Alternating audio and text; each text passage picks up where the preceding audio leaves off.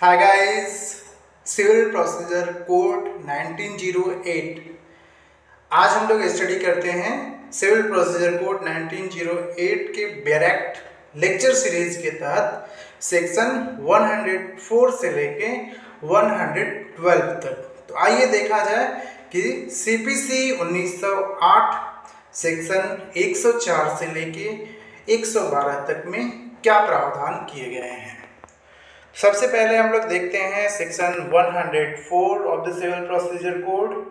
जो बात करता है orders from which appeal lies, यानी कि वे आदेश जिनकी अपील होंगी। An appeal shall lie from the following orders and save as otherwise expressly provided in the body of this code और any law for the time being enforced from no other orders. An order under section 35A अर्थात निम्नलिखित आदेशों की appeal होंगी। धारा 35A के अधीन आदेश। An order under section 91 or section 92 refusing leave to institution a suit of the nature referred to in section 91 or section 92 as the case may be, अर्थात धारा 91 या धारा 92 के अधीन यथास्थिति धारा 91 या 92 में निर्दिष्ट प्रकृति के वाद को संस्थित करने के लिए इजाज़त देने से इनकार करने वाले आदेश की अपील होगी। एन ऑर्डर अंडर सेक्शन 95 धारा 95 के अधीन आदेश। An order under any of the provisions of this code imposing a fine or directing the arrest or detention in the civil prison of any person except where such arrest or detention is in execution of a decree, अर्थात इस संहिता के अधीन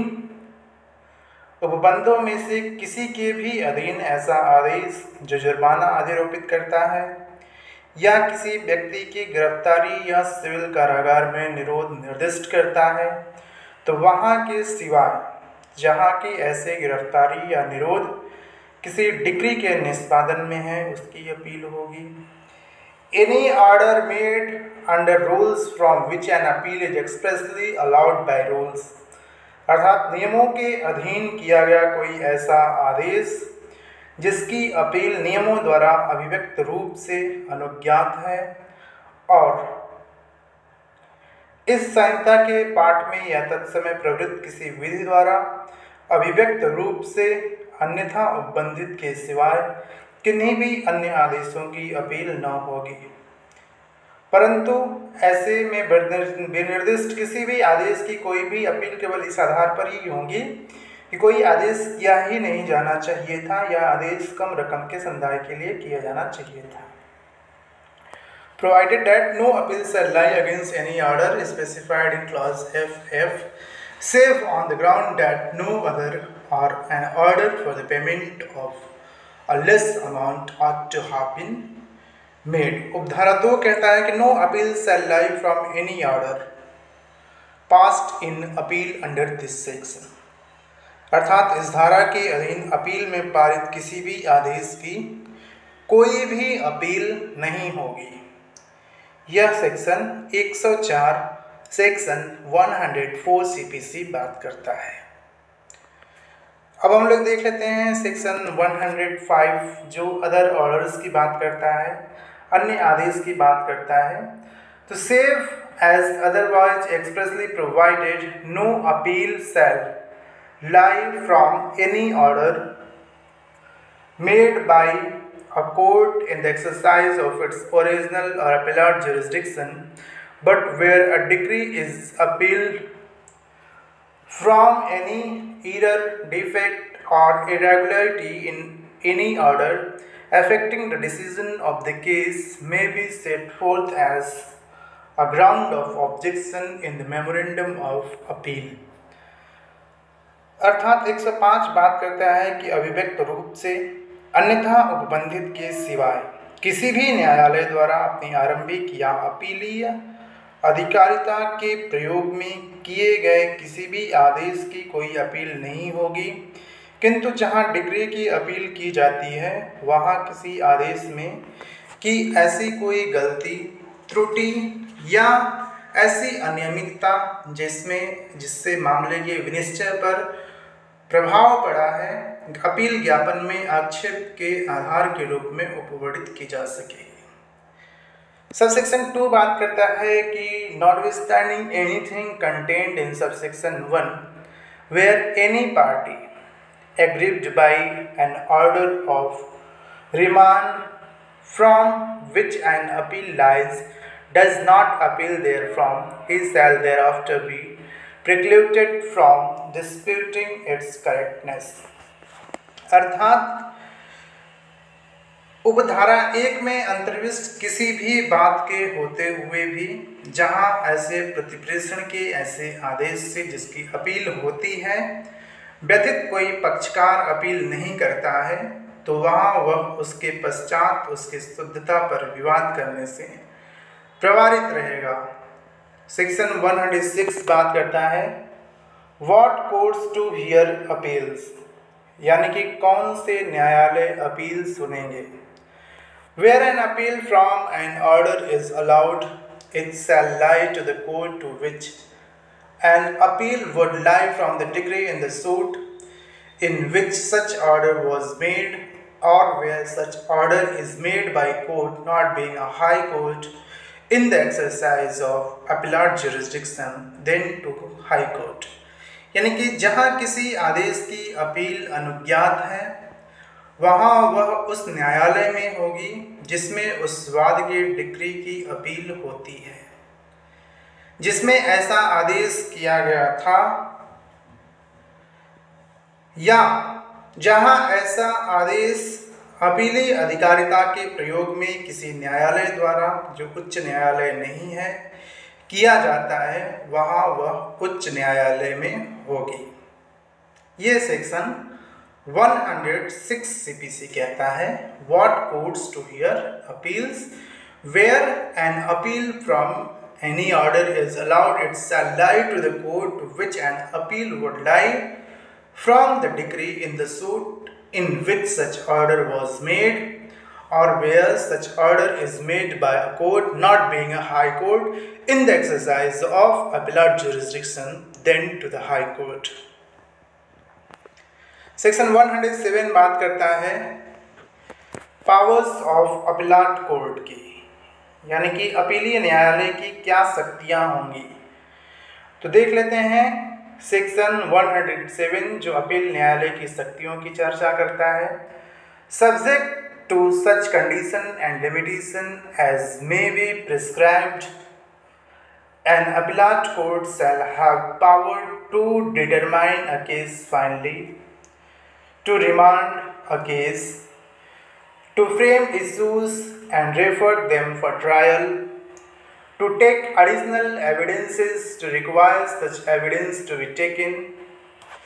अर्थात ऐसी शर्तों और परिसीमाओं के अधीन रहते हुए जो ऐसे प्रिस्क्राइब किए जाएं, अपील न्यायालय को यह शक्ति होगी कि वह मामले का अंतिम रूप से अवधारण करें, to determine as a case finally, दूसरा मामले का प्रतिप्रेषण करें, टू रिमांड अ केस, तीसरा विवादित विरचित करें और उन्हें विचारण के लिए निर्देशित करें,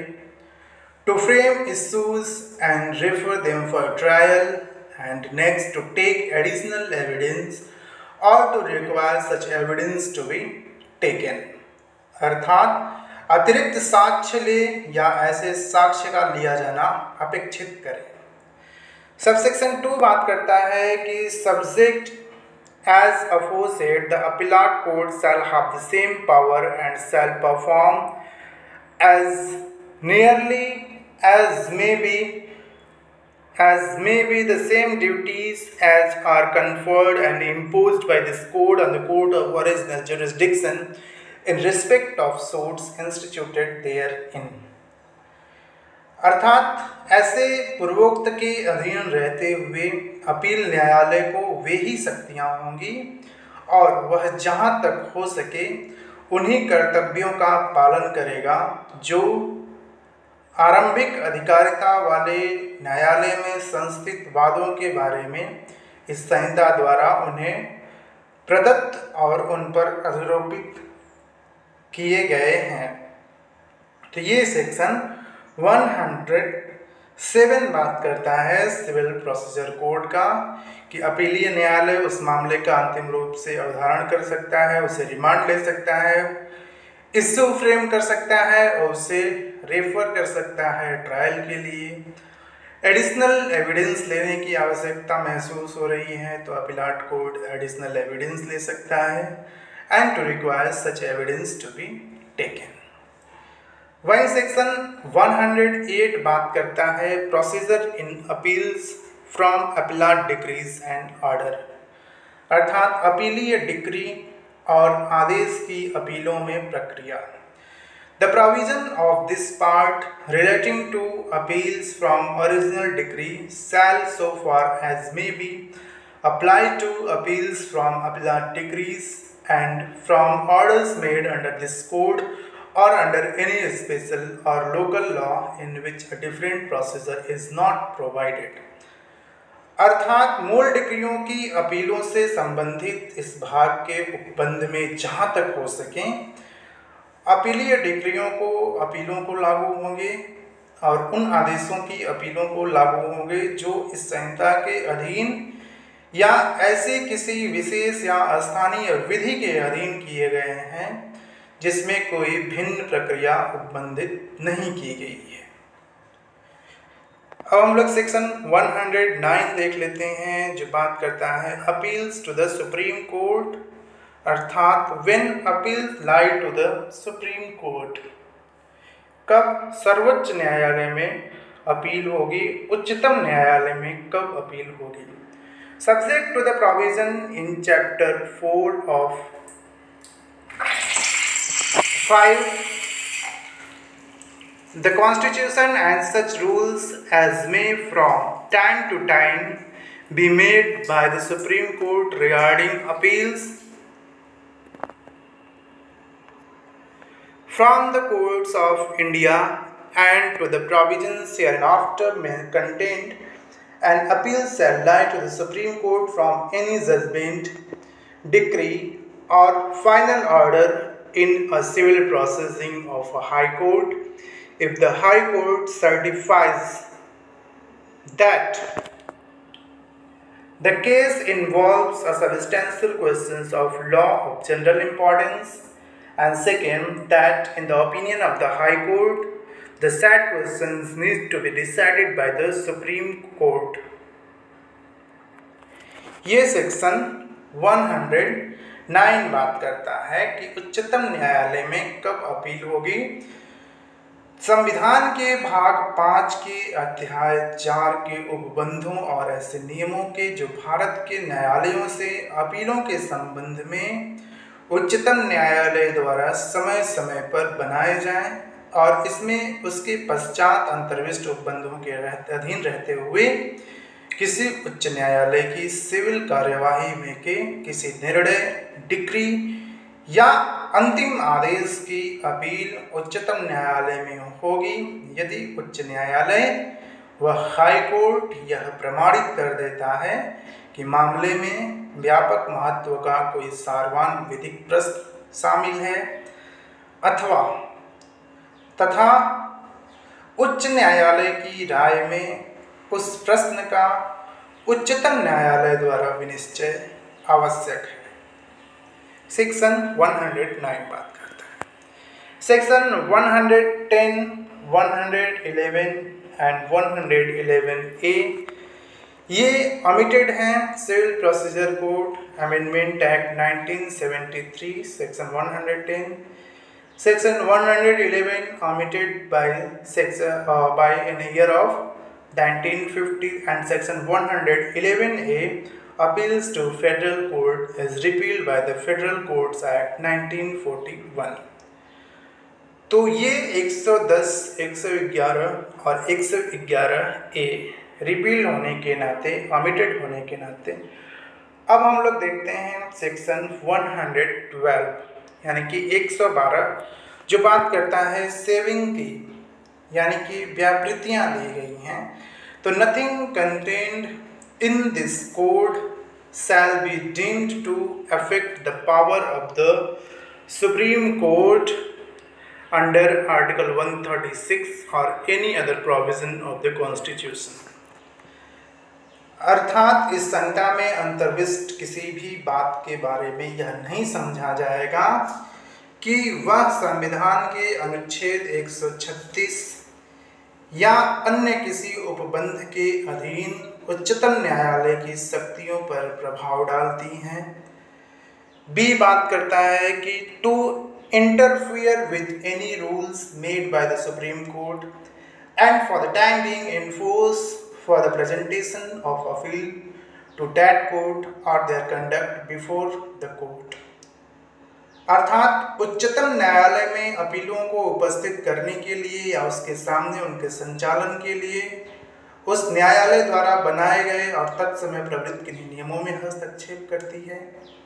एंड सबसेक्शन 2 बात करता है कि nothing here in content applies to any matter of criminal or admiralty or vast admiralty jurisdiction or to appeals from orders and decrees of price court। अर्थात इसमें अंतर्विष्ट कोई भी बात किसी भी दांडिक या ऐसे नवाधिकरण विषयक या उपनवाधिकरण विषयक अधिकारिता के विषय को अथवा प्राइज न्यायालय के आदेशों और डिक्रियों की अपीलों को भी लागू नहीं होती है। तो ये सेक्शन 112 बात करता है। आगे के लेक्चर में हम लोग सेक्शन 113 से आगे देखते हैं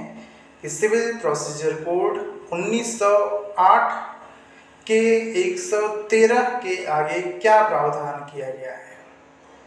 तो बने रहिए हमारे सिविल प्रोसीजर कोड 1908 के डायरेक्ट लेक्चर सीरीज के साथ। बहुत बहुत आप सबको धन्यवाद।